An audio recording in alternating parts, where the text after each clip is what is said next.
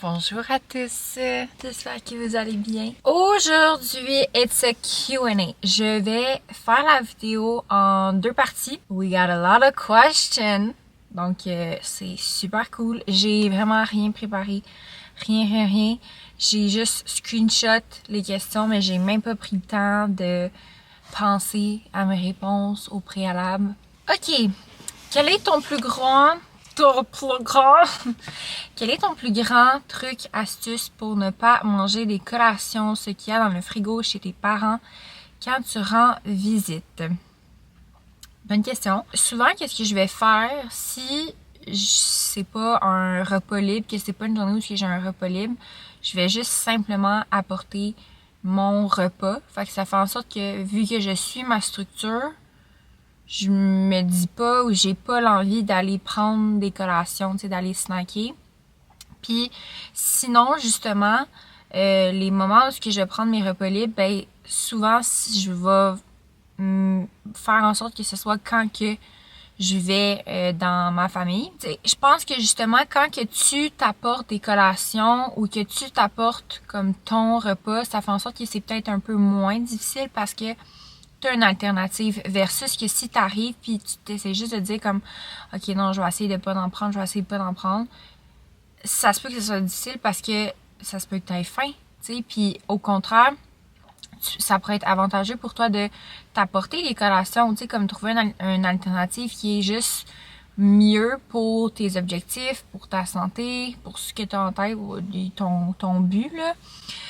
Fait que c'est ça, tu sais, de t'apporter toi-même d'autres alternatives, puis de pas make it all around la nourriture. Tu sais, en réalité, quand que je vais chez mes parents, qu'est-ce qui est important pour moi, c'est de passer du temps avec eux, tu sais. Les conversations, fait que c'est de switcher aussi, puis d'accorder moins d'importance à la bouffe. Je dirais que c'est comme ça que j'ai vraiment moins de la difficulté. Du côté de mon père, on a beaucoup de souper, on a beaucoup de ci et ça. Quand j'apporte mon lunch, je snack pas sur rien d'autre. Puis quand que c'est une journée où justement je décide d'avoir mon repas libre, je vais en prendre si ça me tente des tostitos, je vais en prendre si ça me tente du dessert, mais j'y vais toujours.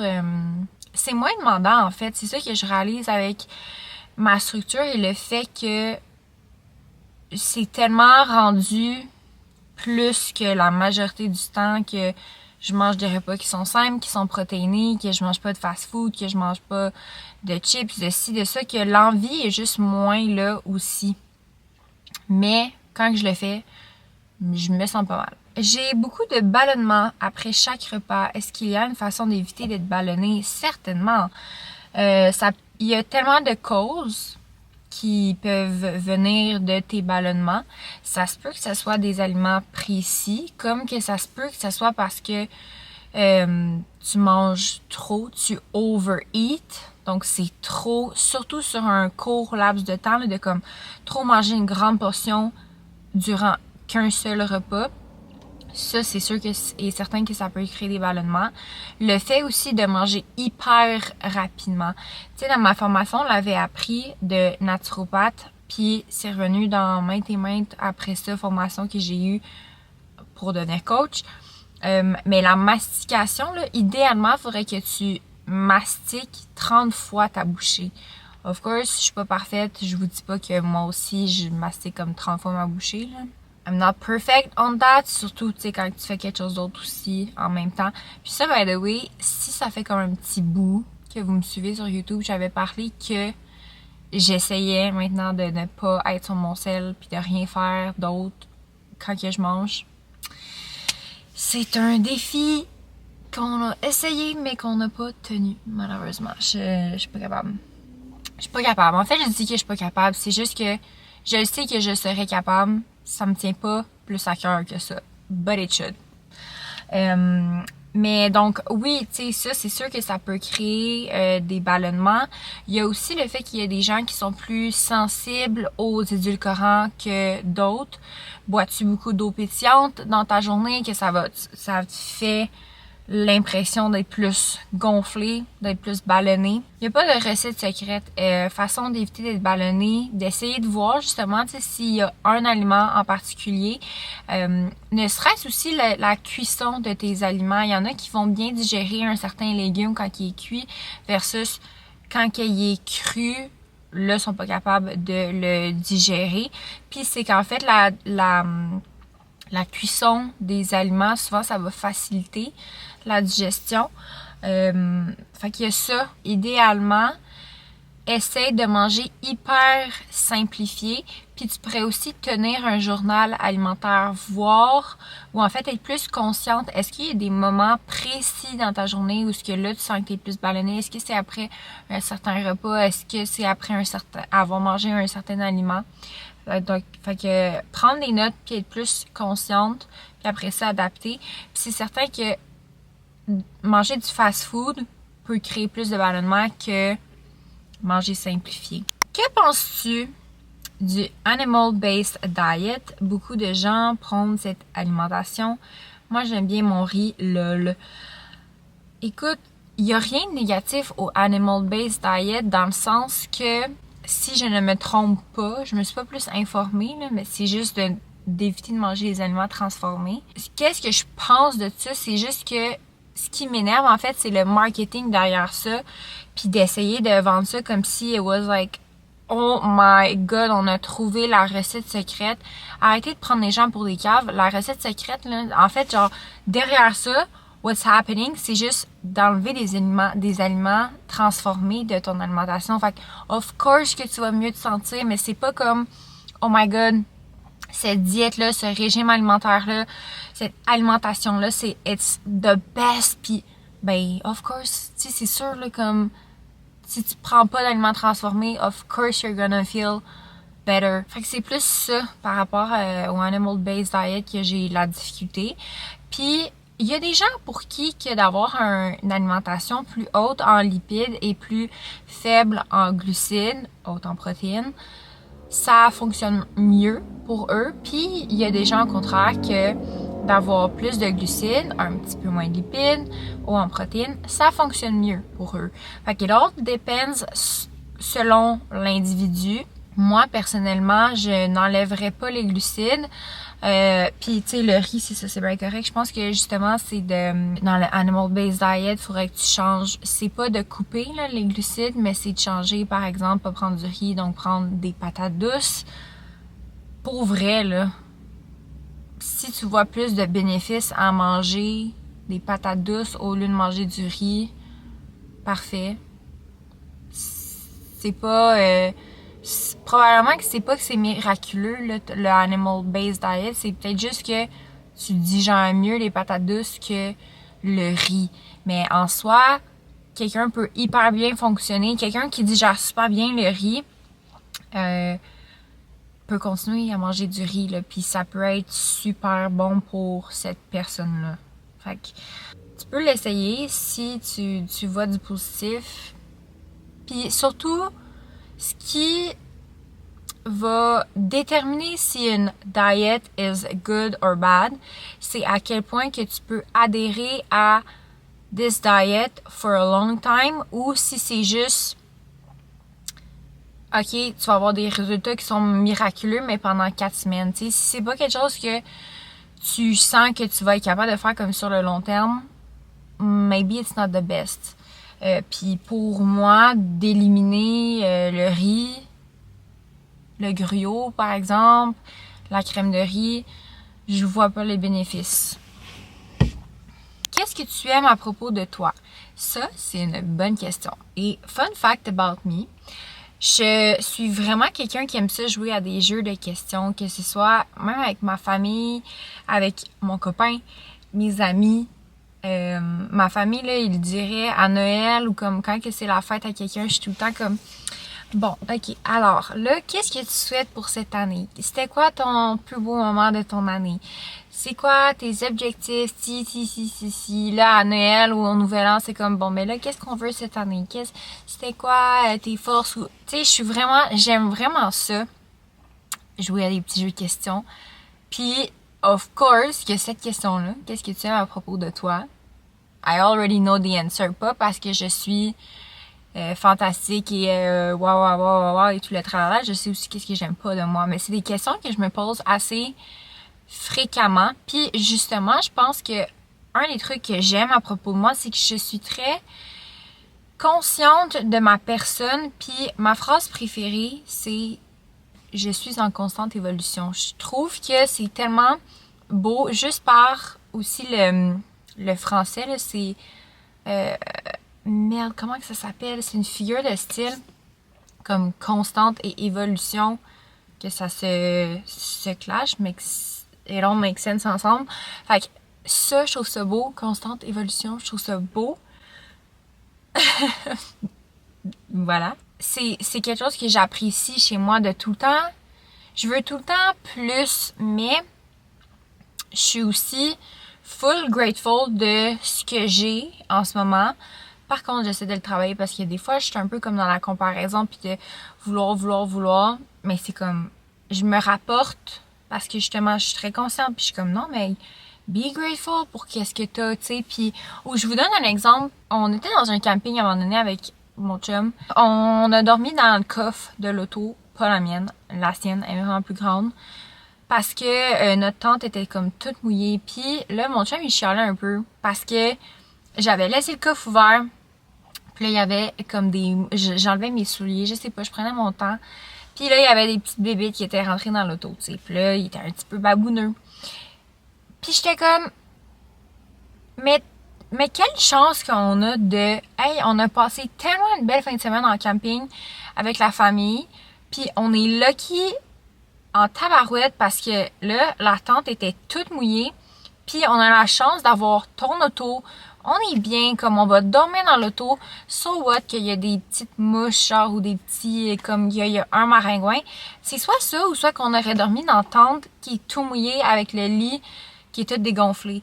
Tu sais, comme je suis très capable d'être grateful puis d'essayer de tout le temps plus voir le positif dans les situations.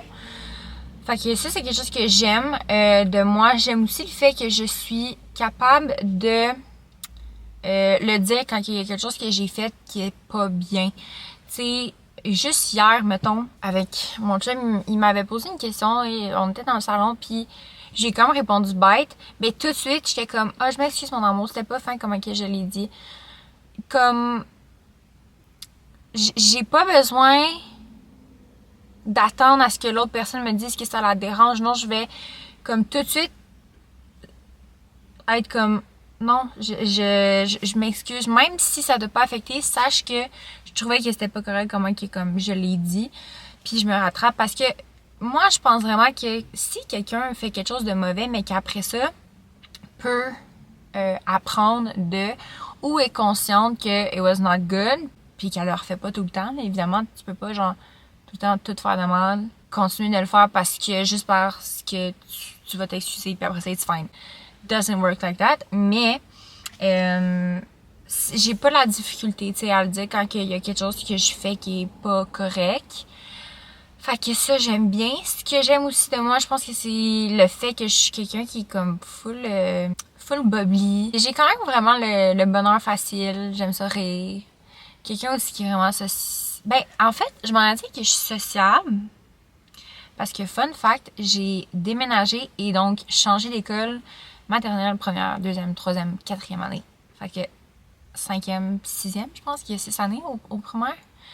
Fait qu'en 7 ans, j'ai changé d'école 5 ans. Fait que ça m'a vraiment permis de développer ce skill-là, puis de m'adapter à des groupes, en fait, comme arriver et me présenter à des nouveaux groupes d'amis et tout ça. Fait que ouais, comme je suis sociable, mais avec le temps, je réalise que je suis de moins en moins à l'aise par contre. Ça n'a pas rapport avec la question, là, c'était comme qu'est-ce que t'aimes le plus de toi, mais je vais te dire une affaire que j'aime pas, là, c'est ça maintenant. Comme des fois, quand j'arrive dans des nouveaux groupes de personnes, j'ai de la misère à être comme Comment que je pourrais dire? Je pense que je suis très comme chaleureuse avec des nouvelles personnes. J'aime vraiment ça. Je suis curieuse, fait que je m'intéresse aux gens. Mais il y a une partie de moi qui est juste comme... Des fois, on dirait que je m'en fous, genre, ou comme j'ai pas le goût d'être là. Puis qui peut avoir un manque d'intérêt ou pas savoir comme quoi dire. Sinon, qu'est-ce que j'aime d'autre de moi? Je pense que une de mes plus belles qualités, après ça j'arrête puis on passe à une autre question, là. J'ai réalisé que j'avais vraiment cette qualité-là, puis au contraire, quand quelqu'un l'a pas, ça, je le remarque vraiment, puis c'est quelque chose qui, moi, vient vraiment me blesser, qui vient comme vraiment m'affecter quand que ça m'arrive. Je pense que ça part du fait que je suis full émotionnelle puis comme empathique, mais ce que j'aime, c'est que je suis vraiment capable, je vais tout le temps penser aux autres aussi, puis à comment que une personne peut se sentir. Puis je veux comme vraiment pas rejeter quelqu'un. Je vous donne un exemple. J'ai 2 sœurs, puis une de mes sœurs, à un moment donné, on s'était texté pour aller faire une randonnée avec nos chums. Puis les deux, c'est comme plus notre genre d'aller en randonnée, d'aller faire un hike. Puis mon autre sœur, je pense que les deux, on n'a jamais entendu qu'elle avait fait une randonnée, là, tu sais, un hike. Mais j'ai quand même dit à ma soeur comme on va l'inviter. Peu importe, on lance au moins l'invitation pour pas qu'elle se sente que nous on fait quoi puis qu'on l'invite pas. Même si je sais que probablement que la réponse va être non parce que c'est juste pas dans ses intérêts. At least she knows qu'on a pensé à elle puis qu'elle est pas rejetée. Puis ça, je fais vraiment attention à ces trucs-là. Puis c'est quelque chose qui vient vraiment m'affecter quand quelqu'un le fait pas avec moi. Ok, qu'est-ce que j'aime chez moi? C'est ça que je pourrais dire. Qu'est-ce que tu as trouvé le plus difficile dans ta recomposition corporelle et qu'est-ce qui t'a permis de tout de même y arriver? Je dirais que j'ai comme 2 fitness journey, 2 comme transformations physiques. J'ai comme là ma recomposition corporelle des derniers mois, qui est plus de maintenir mon pourcentage de gras puis d'augmenter ma masse musculaire, fait d'avoir plus un look comme tone. Puis j'ai comme ma première fitness journey qui c'était juste comme j'ai un 40-50 livres à perdre. Puis juste comme d'optimiser ma santé en général. Je dirais qu'est-ce qui a été le plus difficile dans la première fitness journey, c'était le commencement, c'était le starting point parce que après ça, c'était juste du positif avec du positif avec du positif avec du positif avec du positif. De un, je me sentais mieux, j'étais fière, j'avais plus de confiance, j'avais plus d'énergie. C'était juste du positif qui en revenait, puis c'était de retrouver aussi un nouveau sport parce qu'avant, je faisais la danse puis j'avais arrêté. Fait que là, c'était comme de commencer à apprécier une nouvelle activité physique. Ça, c'était cool. Veux pas aussi, il y a les commentaires des autres. Je me le faisais dire, wow! Que ce soit physiquement, que ce soit mentalement aussi, que ça l'inspirait les gens. Fait que c'était juste ça, que c'était positif, sérieux, cette première fitness journey-là. Mais le plus difficile, c'était vraiment au début. Parce qu'au début, c'était vraiment... Je suis tellement pas bien avec ma situation. Puis je me rappelle, mes premiers workouts, il y avait des workouts que je pleurais. Parce que j'étais comme... on dirait que ça me mettait en face de comme... Ouais, t'es rendu là, c'est comme... C'est ça, là, ton point en ce moment. Puis c'était difficile au début d'essayer de résister à la tentation avec la bouffe, puis de faire ce switch-là. C'était ça qui était difficile. Puis je dirais, ma fitness journey de présentement, là, ma recomposition corporelle, le plus difficile, je pense que encore à ce jour, c'est de ne pas me comparer, puis d'apprendre à me comparer juste avec moi. C'est encore quelque chose que travaille dans le sens que là, maintenant, les personnes that I look up to, c'est des professionnels, puis je le sais moi-même que ça prend des années de se rendre là. Fait qu'il faut pas que je me compare, tu sais, puis je travaille encore. Ce que je trouve difficile, c'est que c'est ça, c'est les résultats sur le long terme. Fait que c'est encore quelque chose que je travaille, mais c'est aussi ce que je trouve le plus beau de cette fitness journey-là en ce moment, de le delay gratification. Fait que tu sais, de work pour ce que tu veux, pour les résultats que tu veux, puis que ça soit moins drastique, parce que je veux pas... De toute manière, une livre de masse musculaire n'a jamais égalé une livre de gras, là. C'est pas en augmentant full ton pourcentage de gras que tu vas plus prendre de masse musculaire, mais tu sais, d'y aller comme full rapide, puis après ça, full drastique, puis c'est juste, ça serait pas optimal. Fait que vraiment, la manière d'y aller qui est la plus optimale, c'est d'y aller progressivement. Fait que ça me fait apprendre à apprécier plus les résultats qui viennent avec un processus qui est sur le long terme. Puis, ce que je trouve le plus difficile, c'est de me surpasser dans mes entraînements, mais en même temps, c'est l'affaire que j'apprécie le plus après. Maintenant, là, de comme step up my game avec mes entraînements, puis que ce soit pas juste comme pour bouger mon corps, puis de m'entraîner, puis de me pousser un peu de comme, oh, ok, ça a été difficile. Non, comme que ce soit vraiment à step ahead, puis tu sais, quand je vais m'entraîner, perso, je vais pas m'entraîner avec des amis, parce que c'est pas un moment où c'est comme je veux rire, ou c'est pas un moment où c'est comme je veux chit chat a bit. Non, comme je suis vraiment dans ma bulle, puis j'y vais vraiment en tant qu'athlète, en tant que performance, puis de faire une série, puis j'ai la chienne de la faire comme avant, parce que je sais à quel point ça va être difficile, puis de always reach for plus, puis je suis tellement focus sur le fait que mon corps va me lâcher avant, en fait, mon mental va lâcher avant mon corps. Mais ça, là, comme, c'est un truc de le comprendre, puis de le acknowledge, mais après ça, c'est le fait de comme, ok, ben, tu le sais, cette information-là, fait que pousse. Mais ça fout la chienne de le pousser parce que tu le sais à quel point que c'est tough, genre, it's gonna hurt. Mais c'est ce que j'apprécie le plus aussi, puis ça me développe tellement une force mentale après ça que je peux apporter dans d'autres aspects de ma vie. C'est quoi ton incontournable cheat? Oh my god! Pour les gens qui me connaissent, mon incontournable cheat, c'est de la crème glacée et pas un Ninja Creamy un petit peu plus santé. Non, non. The fucking ice cream, un Blizzard Oreo, it's so good. J'aime tellement la crème glacée. J'ai dit à mon chum que je pense que quand que je vais être plus vieille, j'aimerais vraiment avoir un ice cream shop. J'aime tellement la crème glacée. J'ai travaillé dans une crèmerie pendant 5 ans, 6 ans. C'était ma meilleure job. It was so nice. Fait que ouais, c'est ça mon meilleur cheat. Sinon, je dirais la pizza. Puis c'est pas mal ça.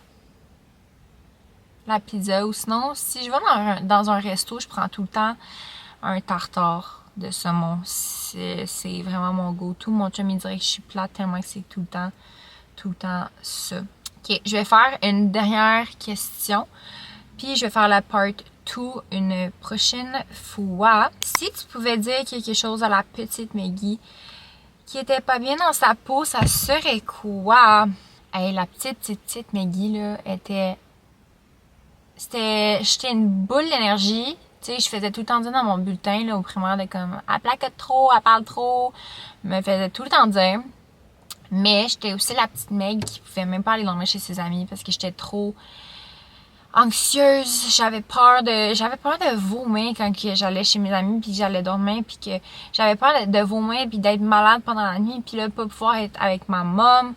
J'étais vraiment un paquet d'anxiété, là, quand j'étais jeune. Fait que elle, je sais pas qu'est-ce que j'y dirais. Je ferais juste la rassurer. plus parce qu'on dirait que ça m'a fait comme bad trip un petit peu parce que je me dis, si mon enfant va être comme ça, comment que je vais réagir? Mais autant que ma mère est la mère la plus formidable du monde entier parce que j'ai vraiment plus vécu avec ma mère qu'avec mon père, mais justement, ça, c'est sûr que ça allait créer comme maman. Fait que j'essaierais de limiter ça, mettons, le plus possible avec... Mais pas limiter le plus possible avec mon enfant plus tard, là. De toute manière, je verrai bien parce que j'ai pas d'enfant encore. Mais c'est certain qu'avoir un lien tellement trop fort, ça peut créer ça, tu sais. Mais ouais, je ferais juste comme la serrer dans mes bras. Puis ma mère a bien fait, elle m'a comme challengée à justement, elle m'obligeait là, d'y aller dormir avec chez mes amis, tu sais, je me rappelle. Ben, je voyais un psychologue quand j'étais jeune, puis avec ma psy et avec la décision de ma mère, c'était de m'obliger. Puis la première fois que j'étais allée, c'était chez ma meilleure amie au primaire, en comme 5e année, je pense. Elle s'appelait Maury. Puis ses parents étaient au courant. Puis j'avais une petite comme une débarbouillette sur le front parce que ça c'est quelque chose qui m'aidait. Avoir une débarbouillette sur le front, on dirait que ça me calmait, une débarbouillette d'eau froide. Les parents étaient au courant, puis elle habitait à 2 minutes de chez nous. Fait que, ouais. Fait qu'elle, je ferais juste comme la rassurer, la petite Meg. Puis, qu'est-ce que je dirais à la petite Meg qui était comme pas bien dans sa peau au secondaire, là, secondaire comme 4, 5. Je dirais que faut vraiment qu'elle travaille sur sa confiance puis d'essayer d'arrêter d'aller chercher l'approbation des autres. J'étais vraiment comme ça, surtout, je dirais, comme chez les gars, là. J'accordais bien trop d'importance à ça, à des petits gars comme pas fins. Puis, tu sais, au final, il fallait juste que je travaille ma confiance en moi, là. Puis de me value assez. Fait que c'est ça que je dirais, je pense, de comme s'accorder plus de valeur, mais aussi comme par le fait de faire plus d'actions qui vont te faire feel good, comme arrête de juste manger du McDo puis d'être comme ha ha ha hi hi hi funny ah ouais on mange comme non, sois comme un peu plus consciente, t'as le droit toi aussi de vouloir bien te sentir, la version que t'as en tête, l'idéal, toi aussi tu peux y arriver, t'es pas comme juste l'amie drôle pis qui fait la petite hi hi hi. Non, tu peux être ça, mais tu peux aussi comme bien te sentir puis que ça soit pas juste un masque que tu mets. Fait que je pense que c'est ça que je lui dirais. Puis que c'est ça, si t'es pas bien dans ta peau, t'es pas obligé de rester dans cette situation-là. Tu sais, des fois, c'est ça qui est tricky, genre le monde qui sont comme non, mais reste comme que t'es belle ou t'es... C'est pas une affaire d'être belle ou non, genre c'était pas ça, c'est juste... Tu sais, pour moi, là, ça a été ça. Le 50 livres en plus, là, il résultait de des mauvaises habitudes de vie qui, ça, me faisait pas bien sentir. Puis tu sais, des fois, de recevoir le commentaire de comme, mais non, t'es belle, puis comme reste comme que t'es, ça peut faire en sorte que justement, ok, ben je vais rester comme que je suis. Non! Comme, enlevons le physique, là. Si t'es pas bien dans ta peau, tu peux la changer, ta situation. T'as pas à rester comme que t'es. Je vais finir la vidéo. On se retrouve next week. J'en ai fait combien? J'en ai fait 7. La semaine prochaine, ça va être un petit peu plus long. Puis il y a encore des très bonnes questions. Fait que on se reparle la semaine prochaine. Bye bye!